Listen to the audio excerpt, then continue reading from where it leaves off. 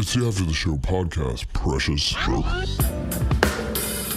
We don't care. We're about to swear on the air. It's the After the Show, so tune in if you dare. KVJ, get risque every single day. It's uncensored. We can say what we want to say. Yeah, hello and welcome to the KVJ After the Show podcast. What up, y'all? Welcome to this lovely Thursday. Good to have y'all here. Appreciate you guys being a big part of this, and you guys always are. Love your comments. Thank you, Kevin. You're talking to the audience? Yes. And your comments, too, of course. Clearly you're on the clock, clown ass. Yeah. I knew you was talking. Actually, you're not. You're doing this for free. You're right. Yeah. Actually, technically, right now, I am working For some reason, you set the clock longer than it needed to be. You were like, let me just give a little back to charity. Yeah. Let me just give and give. That's it. We just keep giving. Well, some of the comments that we got here today include a comment about the tongue twister Olympics we did earlier on the show that Denny's dominated. He had a clear-cut win. And Christina said a few years ago, I somehow discovered a real tongue twister, but it only seems to be a tongue twister when high. For me, it's a telltale sign on if you've hit the wacky tobacco or not. Bring it on. Oh, we can use this for Denny's nose if you're high. She or said, just if you want to do a drug test at work. She said for her, it's bacon blanket, said 5 times. Bacon blanket? Yeah. Now, she says when I'm sober, I have no problem. Bacon blanket, bacon blanket, bacon blanket, bacon blanket, bacon blanket. But whenever she gets high, she's all over the place and can't do it. Interesting. I don't want to try this. Because you can't win. Because if I fail, he's high. And if I do get it, big fucking deal. He's still high. But doesn't that sound cozy? A bacon blanket? Is it? Unless you're laying outside and there are bears around. Yeah, it actually sounds quite uncozy. Yeah. I trust the bear more than the man. Greasy, I think it'd probably be bad for your complexion. And you know what? We don't give a shit. Go fuck the bear. Yeah. Stupid ass TikTok fucking game. Trying to demonize all men. Yeah, for me, I know, sometimes I'll be doing work or whatever, and, you might have a couple cocktails to kind of come down from whatever stress and anxiety the day brings you. A couple. I can usually tell, I'm like, I got to slow down because I'll start typing and it just becomes a mess. When I'm like, whoa, all right, wait a minute. I'm not typing very well. I'm like, loose digits. Yeah, time to switch to the water. Yeah, that's kind of my tell. Do you have a tell that Virginia, I know when I'm watching you, I can tell by your smile, by your look, and, hey, babe. She has some words you're like, okay. There's a level of Virginia, too, when she gets to Urkel level. I do that. When she starts talking like that and she starts playing Cardi B, you need to get the fuck out. Yeah, right. Time to roll. It's time to leave. Get up and go, y'all. Party's over. I'll see you tomorrow. I don't know if I've ever played Cardi B sober. I don't know if you have. That is funny because I don't know if you have. I don't know if sober Virginia can handle it. But I do know when you do play Cardi B, it sobers me up, and then I get the fuck out of there. But I've done it at your house. Because it's not even a knock on Cardi B. It's a knock on Virginia. She turns into a demon. And I did it at his house, so he couldn't leave. Well, you can't even, you're like, what is happening? Are That's you going, rough. You going full Cajun right now? I prefer demon. You're a demon, a Cajun demon? Oh. That's a great wrestling name. Oh, we coming for you. Oh, we got the Cajun demon coming. Oh, I'm going to watch you sleep. And earlier we had a story about a dude going off and doing dumb stuff while drunk in Polk County, which is the territory of Sheriff Grady Judd. And he has a saying when people are drunk there, he calls them Cooter Brown. So that's his favorite thing to say. Love that bar. And it sounds so Southern, which is, Grady Judd's good old Southerner there in Lakeland, Florida. And Cooter Brown apparently was a real person who lived during the Civil War. It says he stayed on the Mason-Dixon line the entire war and stayed drunk the whole time. It sounds like a guy that was in the Civil War. Right, Cooter Brown. It Yeah. does sound like it. Yeah, he didn't have to fight for either the North or the South. It says people still judge how drunk someone is, and they base it off of Cooter Brown. How the shit did he pull that off? He didn't fight for anybody. He didn't get killed, and he was drunk the whole time? He sounds like a great guy. That is the folklore of it. Could you argue from Heidi in Texas? Could you argue he was good at his craft because he? Well, I mean, hey, look, that was a nasty war, and that was a tough thing. I couldn't even imagine what that would have been like. But based on that Mason-Dixon line, it was brother against brother, and if you had a family member that moved 10 minutes north or south, they could be on the other side of the battle lines, and you'd meet them on the battlefield and have to kill them. That's fucked up, man. It is. Yeah. It's, Imagine me and you on the battle lines, and we're both pointing a gun at each other. Oh my gosh, Kevin! crazy. Yeah, I mean, we.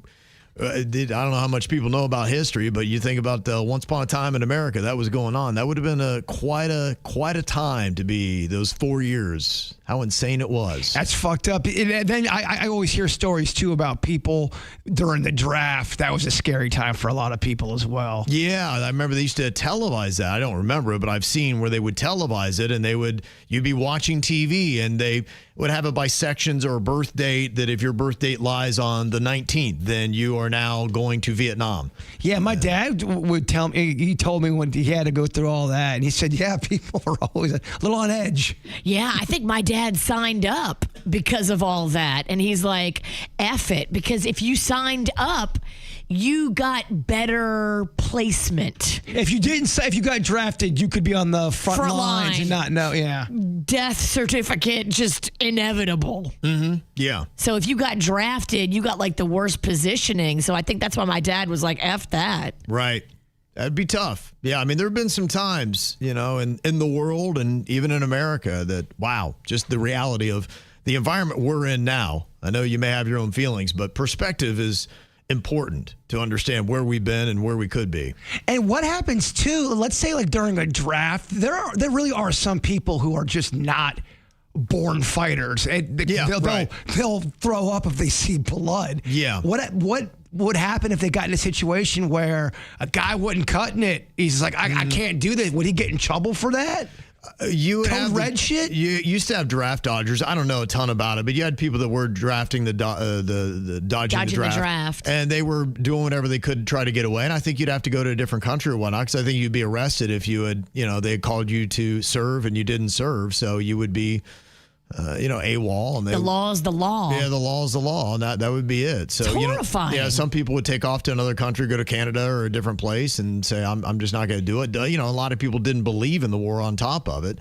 It wasn't even so much about dying. It was just a cause that they didn't want to die for. History, Kev, is fucking up my thoughts right now. Yeah, it gets deep and dark. It's crazy. No, luckily, we don't have the draft and haven't since that time period. But, yeah, there have been troubling eras in the world. You might think it's troubling now, but it's been very troubling before. Well, yeah, it seems like every era has its whatever they have to deal with. I think that's how I think humanity's always going to be. Yeah. There's always going to be something that's, lurking. People are insane. Yeah. So that's why I believe it's important to know history and have perspective. I forget what show it was. I think it was along the lines of if humans didn't exist, and it shows what would happen to the world in like 10 years. The plants flourish. The seas. The animals were all holding hands. The tranquility flourish.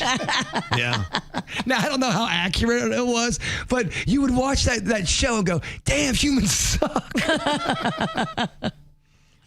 Sabrina said, I heard your story about the guy who had a fiance that cheated on him, and they had purchased a dog 2 years prior and were battling out custody through that whole thing as they split. And she was being very nasty with the whole thing, and she was gaslighting him, it sounds like, on top of it. And she's the one that cheated. I know.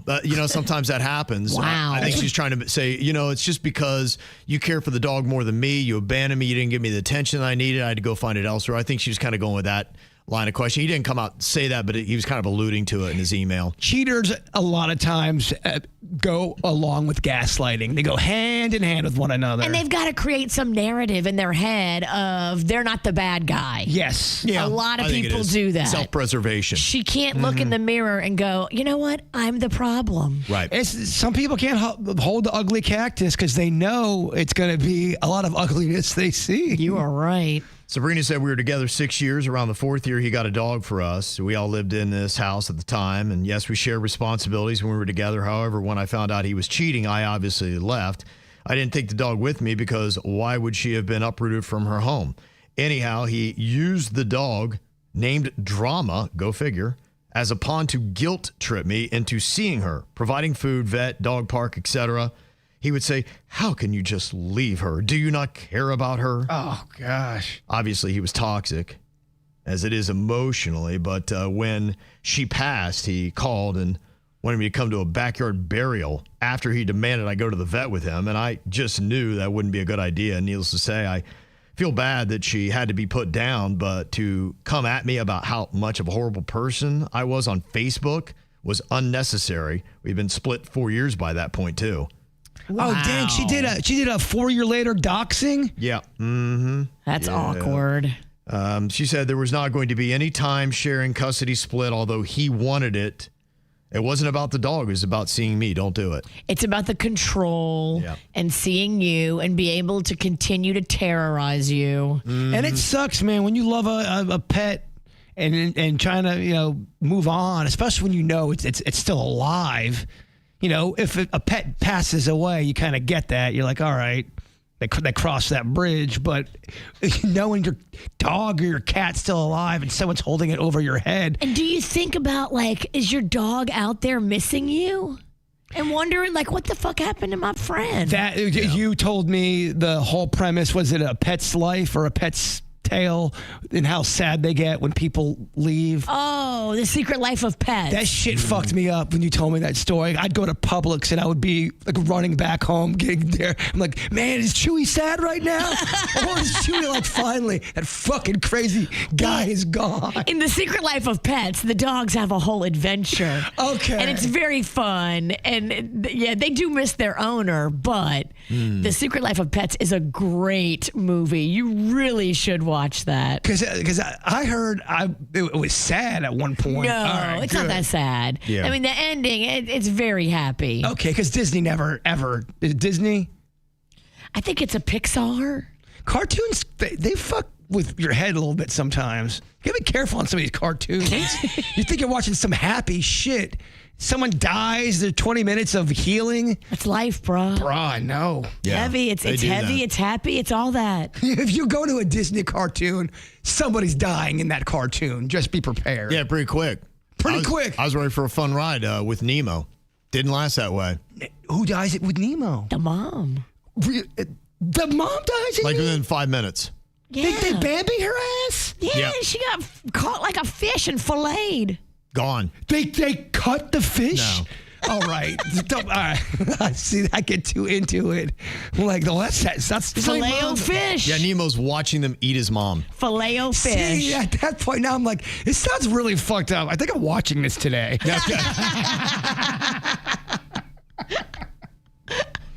And John said, what about buying her out of her half of the dog?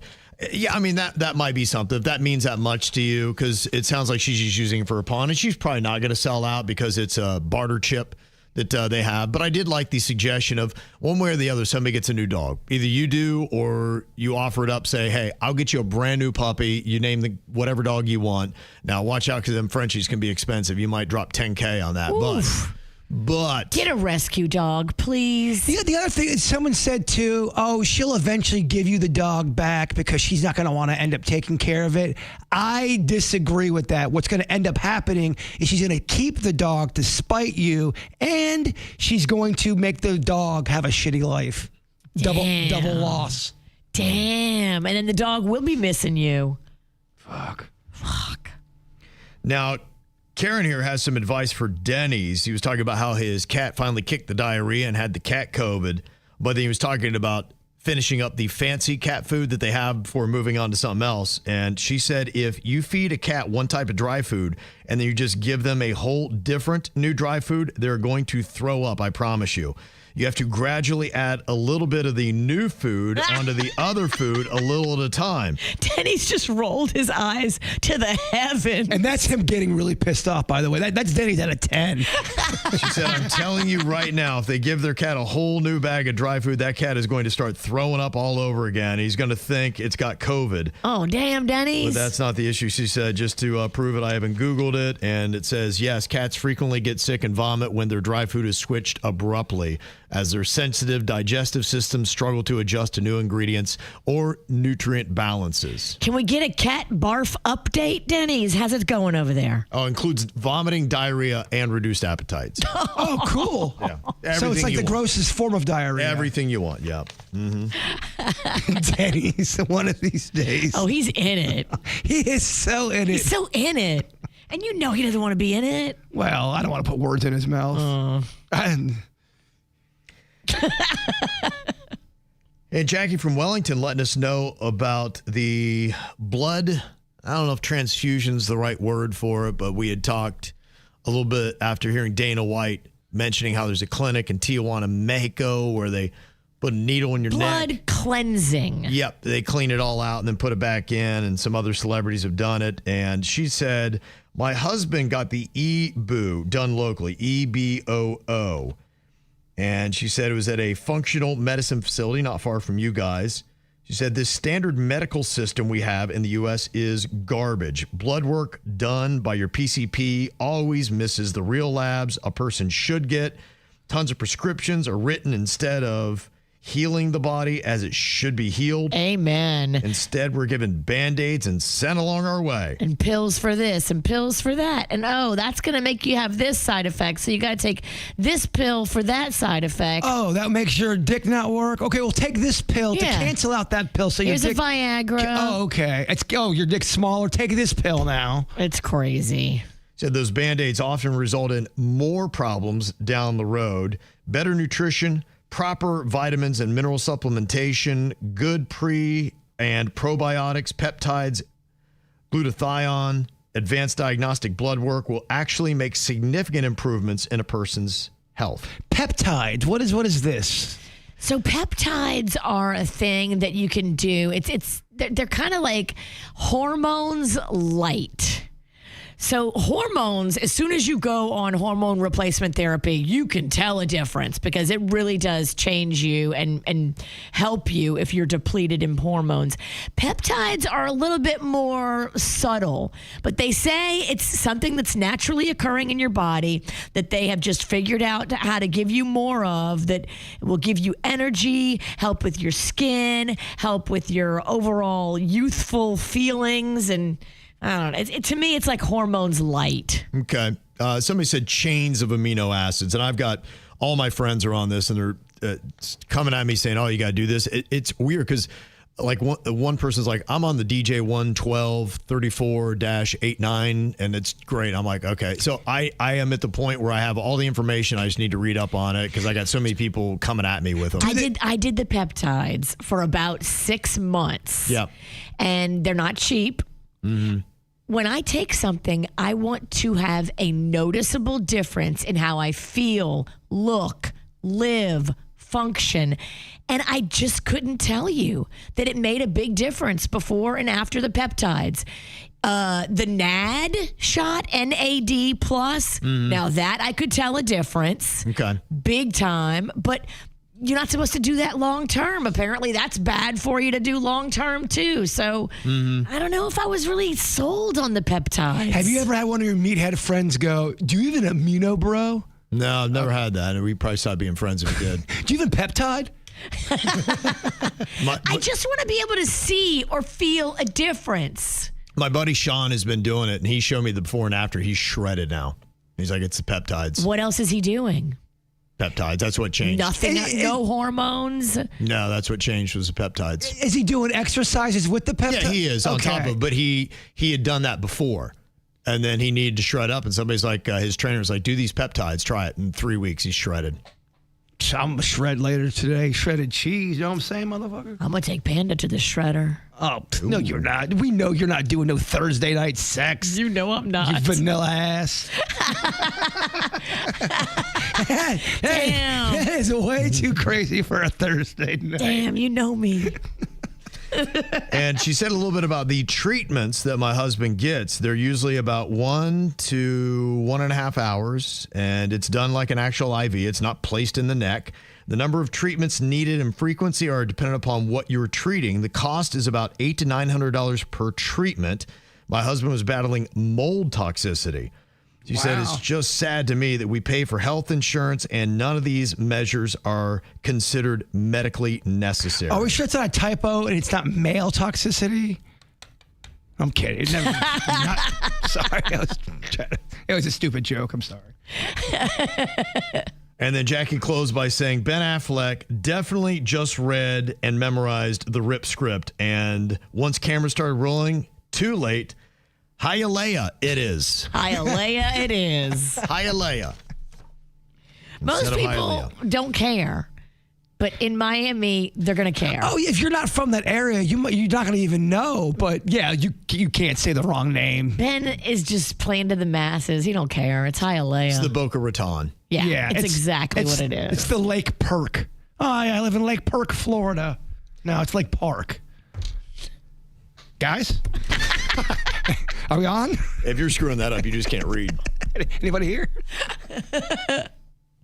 Also, some follow-up comments on Kanye West and his apology, citing a car accident 25 years ago, hitting his frontal lobe, causing bipolar effects, basically, and that's why he's gone on the anti-Semitism rants that he has. It wasn't him. It was the bipolarness that he has. I did not know that an accident could cause bipolar. I thought that was kind of something more that was an internal genetic type thing. I guess anything's chemical. possible when you talk about the brain, but I don't know. I mean, if it is, yeah. Isn't it convenient? Yeah, we'll see. Now, a couple people had some comments because we had gotten one KVJ Nationer that left us a mic drop, and he was talking about how he had a brain injury, and it didn't change him. He still has the same moral compass that his mama raised him with.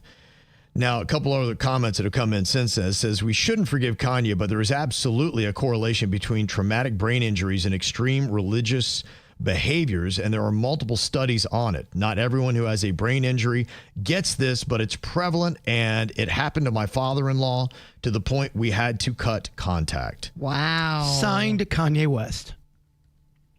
And somebody else said, I also had a TBI 3 years ago. It definitely changed my tendencies. I would never swear before, and I started swearing.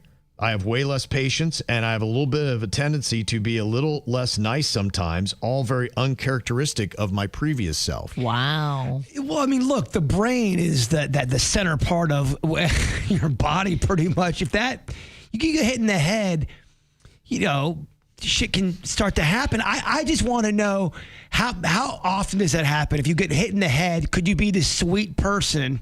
Which I don't know if Kanye was ever sweet, but could you take a sweet person, them get hit in the head, and then all of a sudden they turn into such a horrible, sexist, racist piece of crap? I think 10 people can get hit in the head in the same spot, and it affect them 10 different ways. That's how much the brain is like a mystery, y'all. Well, we always see it with savants where all of a sudden someone gets hit in the head and they can play the piano or sculpt something. Oh, my gosh. That'd be so awesome. I would just kind of like to get hit in the head to play the piano. The one dude, it's such a great story. I mean, it's great. Not the part of him getting hit in the head. I didn't like that part. But he got hit in the head and all of a sudden he can look at any animal and sculpt it perfectly. Really good. Make its own sculpture within an hour with all of the great detail. He could never do that before. Yeah. So there is something going on with the brain. Bruh, the brain. You remember the old singing psychic Fran Baskerville we used to have on? Yes. She was driving behind a logging truck, and a log came off of it and hit her car and conked her in the head. And she said she'd have psychic visions ever since and a musical ability. And she would come on and... Remember, she played the guitar. She had a little guitar with her, and she'd be, yeah, right. Yeah. I see Jaybird's truck sitting in a parking lot. And the songs never rhymed or anything, and she was really never right. I think she got one. my She God, was it's living her entertaining. best life. She y'all. was. I think she got one out of maybe, we had her on all the time. She got maybe 1 out of 80 things right. She was sweet. Sweet as pie, was. and she was just entertaining. She'd come on, be okay, honey child. Let me.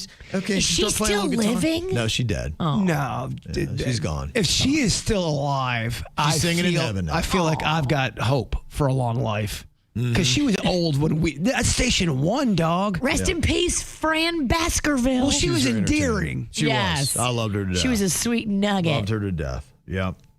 And Charlene said, I saw the movie Mercy yesterday. I would highly recommend it. Chris Pratt was great, and the visual effects were amazing. It does look interesting. It has some kind of AI component to it. Everything's got an AI component. There's so many AI storylines going on out there right now because that's what everyone's fucking talking about.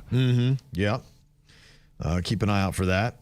And Kara said, I heard you guys talking about food combos that sound gross but actually taste great. And so she got a hankering for some grilled cheese sandwiches with a little brie and jelly. Yes, girl. Yeah, and they do look good. It is odd how things that you just don't think would work can work. I got to call my girlfriend that lives in my neighborhood because she makes the best bread. I want her to make me up a loaf of that bread, and then I'm going to make brie grilled cheese with jelly with it. And there really is an art to making the grilled cheese. And I know it's the simplest thing. It's bread, butter, cheese.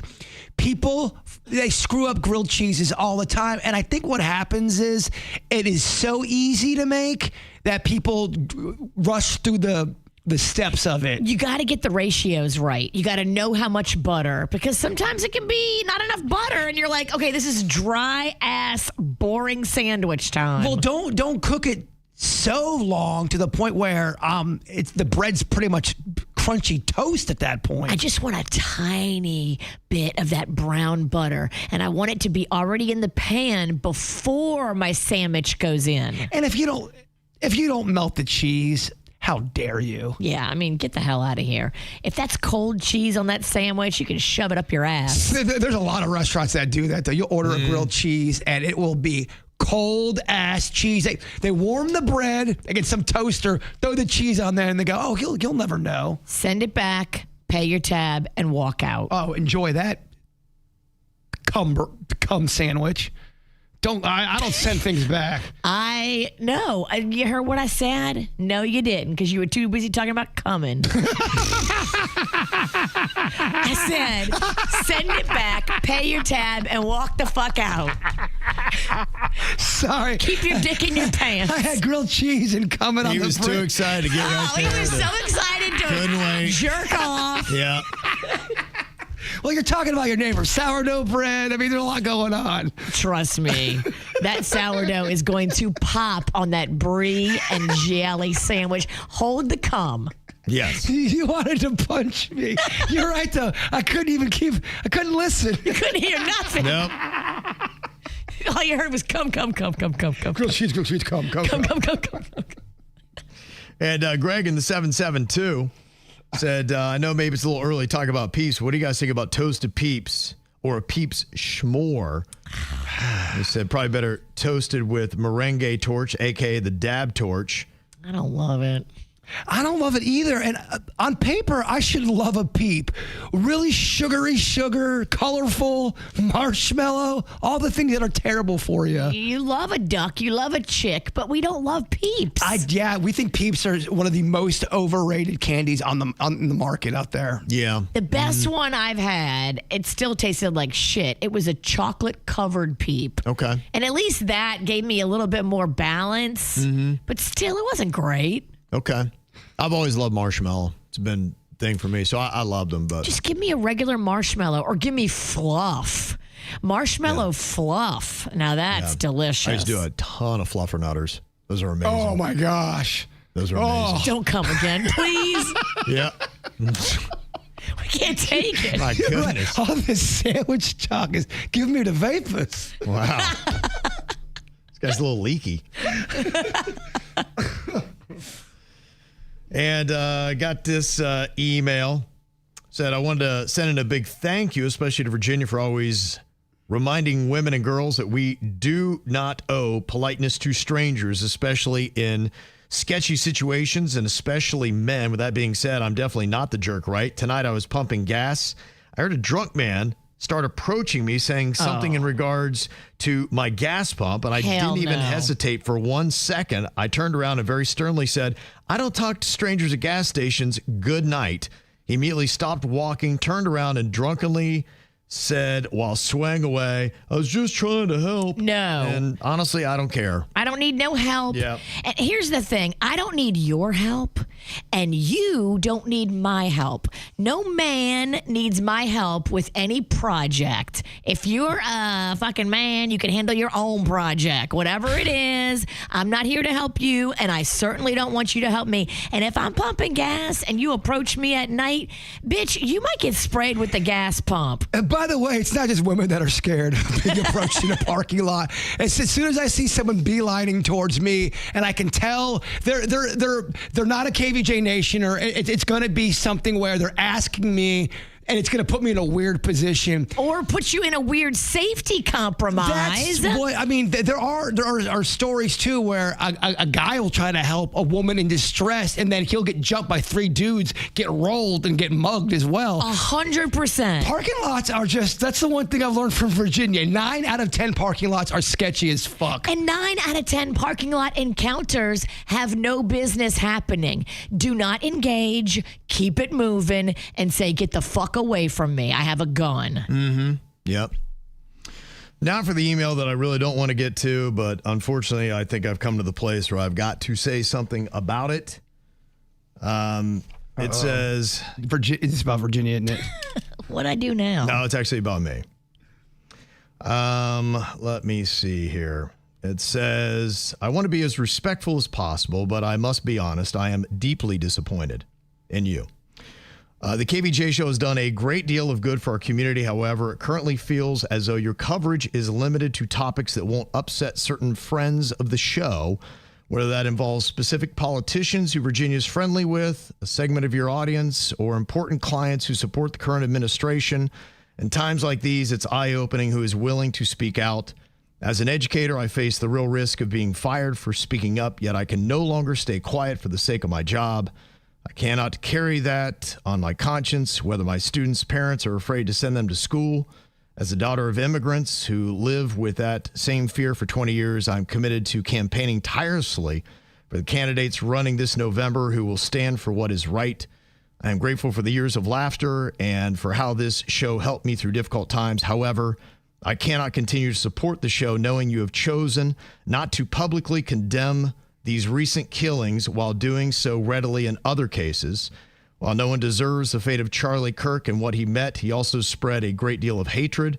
It is disheartening to see a person like Alex Preddy, who did such good as an ICU nurse, not receive the same recognition, even if it was briefly in the ATS. Jessica. Yeah, so anyway, I did, just for the record, I did recognize him, and I was sorry for his loss, and I was sorry for the loss of Charlie Kirk, both men. And you verbalized both men after they passed away on the radio, you said. I did. So, you know, for the record on that, and I did that because it touched me. Yeah. In that way. And I've told people before, and I know people don't believe it, because in this last week, I've had Republicans who say they will no longer listen because I'm a Democrat. And I've had Democrats who say they will no longer listen because I'm a Republican. Oh, yeah. We got accused of being red and blue a lot. How's that possible? So I just wanted to tell you that I am an independent. I always have been, and I always will be. I am a Christian. And everything that is my life vision is set by the Bible and my faith. And that's how I do it. It's not a political party that tells me how to feel and what to do. I go with my conscience. I am sad to see people lose their lives. Any people from any party. These people might have been engaged in the political fray and lost their lives. It still sickened me, and it saddened me to see them lose their lives in the manner in which they did. And I never thought that speaking up, saying that I hate to see death in this manner, so visual, that so many people saw, would cause me to lose so many listeners. But we have lost a ton. So I lose them if I express regret for someone's life. And if I don't speak to it, I lose listeners for not saying anything. So you can see there's no way that I can win in this whole thing. I will probably be saying less about this stuff in the future, and the people that hear this know how I feel and what's in my heart. I want peace. I want tranquility. I want people to live by some of the edicts that I read in the Bible, and having passion for other people and looking at people like children of God and that God cares for everybody. And that's how I do things. I don't want to see people hurt. I hate to see fighting. I don't want to be in the mix of all this stuff. I don't want any part of it. So that's honestly where I stand. And I'm sorry that, you may hear one thing or another thing, and I've said all I can say. When these things happen, it crushes me inside, and I hate to see it, but I can't say anything, and I can't continue to, because I'm going to lose listeners. But if you choose to not listen to this show because I won't take on political engagements, then this is just not the show for you. It's not a political show. We're here to try to make people happy. I want people to enjoy life and get the most out of it. I want them to have happiness. Yeah, we talk about grilled cheese and coming. See what I'm saying? Yeah, and fitting in all that other stuff doesn't make sense. So I, in the future, am really not going to say anything. And if you choose not to listen because I'm not standing up and doing that, and if I did do that, I would do that as Kevin Ralston, as a solo person outside of KVJ. The brand of KVJ is to be entertaining and to make you laugh. It's not a political show. It's not really supposed to get in fights. And yeah, we do some things, but when it comes to politics, I can't win in any of it. So it just really, I've got to stay completely away from it. And if you choose to then not listen because I won't engage in it, then honestly, KVJ is not the brand you need. You need to go to whatever your political leaning is, and they will talk to you and make you feel better about your anger on either side as much as you want. This is not going to come from me. Don't let that email make you feel bad. I think you're doing a great job. It's not an easy place to be where you're sitting at, and I agree with you. You're not going to make everybody happy. And this week, it's been amazing that I've dealt with complaints on both sides, like I've said, and it's happened in the course of the last 3 days. I've had multiple people say they will never listen again, how disappointed they are.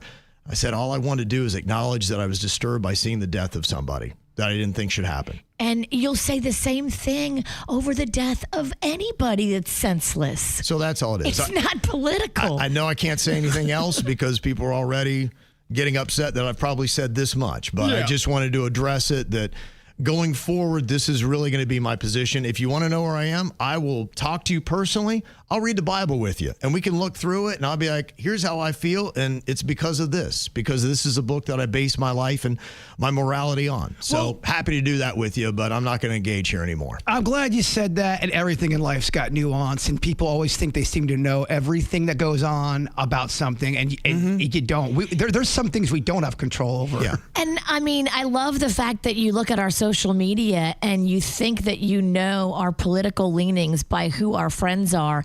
Last week, I hung out with Lois Frankel, and I hugged her, and I told her how much I loved her.